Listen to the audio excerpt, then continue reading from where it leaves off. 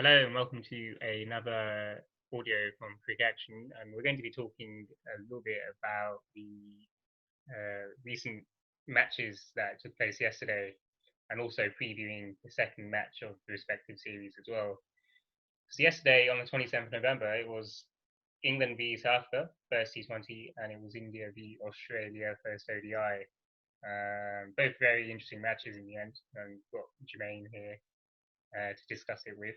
And we're going to be, as I say, talking about that, but also previewing the second game as well. So, hi, Jermaine, how are you? Yeah, hi Dave. All well, thank you. How have you been? Yeah, good, thanks. I enjoyed watching the cricket yesterday. It was very entertaining. What did you make of it all? Yeah, I thought it was a thoroughly entertaining day, isn't it? And both teams or both matches were quite exceptional. And yeah, enjoyed it. Yeah. So I suppose just looking at the England South Africa match first, did you expect this to pan out the way it did? It was a little bit closer from my perspective than I envisaged it to be before it started. But what were your thoughts? Yeah, exactly the same. Thought England would have won much more comfortably. So yeah, the outcome was as I thought, but not the way it was. Like I thought it would be a much more clear-cut victory. Yeah, and I think the South Africans, De Kock and du Plessis batted very well, and they're the main players for them, aren't they? But did you have any kind of comments on the South African batting in particular? Yeah, I was quite impressed with Du Plessis and Van der Dusen. I thought they batted well. Quinton de Kock did well as well. But still, it does, seem a bit fragile, isn't it? I mean, there isn't many standout names. I mean, Bavuma only got 5 runs, didn't he? Maybe batting in an unnatural position. So, maybe bat him lower down the order and see if they can find another opener. But other than that, to get 179 was a good effort. Yeah, and it goes to show the depth that England have because, well, with the bowling anyway, because they didn't play Mark Wood. They had Sam Curran and Tom Curran playing, and you think that Tom Curran on paper you wouldn't have him in place over Mark Wood. But even with Tom Curran in, they managed to restrict the South Africans to 179, which is more than you'd think, I suppose, with a strong England bowling attack. But I'm just saying that even with Tom Curran, 179 isn't it's not a massive score, and England showed with the batting how capable they are because they ended up getting it relatively comfortably in the end, didn't they? With Bairstow doing really well. Yeah, I do agree. It is quite sort of frightening to know that if Tom Curran is replaced in the next match and they bring in someone like Wood or Wokes, that South Africa won't be able to post a total like 179, and if they were to get less runs than that, with England's batting lineup, it's going to be much more easier, isn't it? And then yeah, Bairstow did really well, but he always does really well. So um, yeah, not surprised at all with Johnny Bairstow.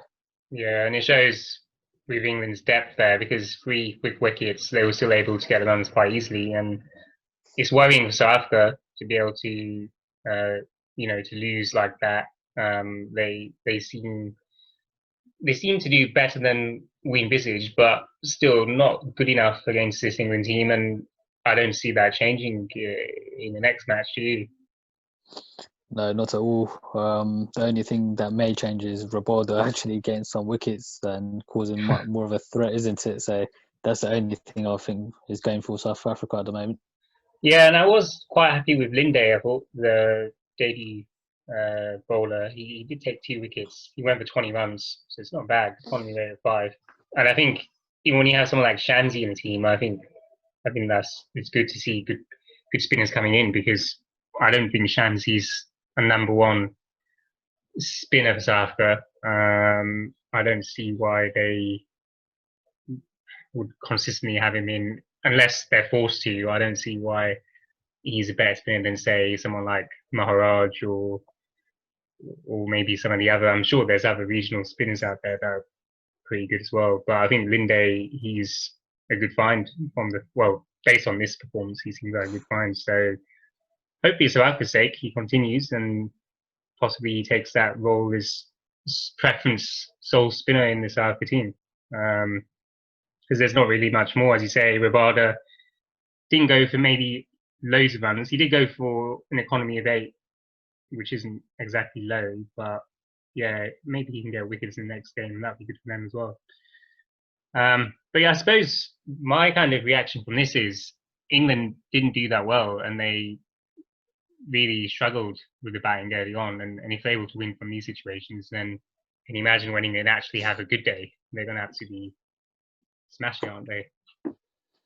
Yeah, I think it's happened time and time again. It's, with England, doesn't matter if it's 20 for 4, even maybe like 15 for 5 or something. You've just got that depth that like only one player just needs to click, and that's it. They'll probably win the match, isn't it? And yeah, if they were to bat first, and post a total of say 200 or 240, yeah, I do feel sorry for South Africa.